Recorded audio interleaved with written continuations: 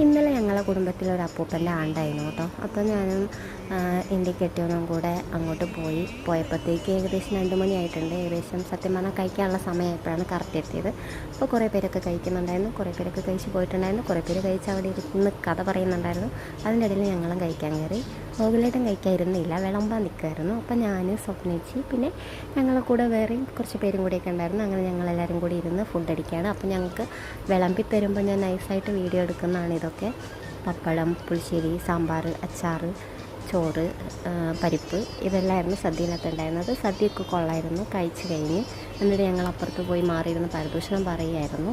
അതിൻ്റെ ഇടയിൽ കൂടെ ഞങ്ങൾക്ക് വിളമ്പി തന്ന ചേട്ടന്മാർ കഴിക്കാനിരുന്നത് കണ്ടപ്പോഴത്തേക്കും ഞാൻ നൈസായിട്ട് ഓരോ വീഡിയോയും പോയി എടുത്തിട്ടുണ്ട്. എന്നിട്ട് ഞാൻ അവിടെ ഇരുന്ന് കഥയൊക്കെ പറഞ്ഞ് കഴിഞ്ഞപ്പോഴത്തേക്ക് വിളമ്പി തന്നവരും വിളമ്പിയവരും തിന്നവരും ഒക്കെ അടുത്ത് വന്നിരുന്ന് കഥ പറയാൻ തുടങ്ങി.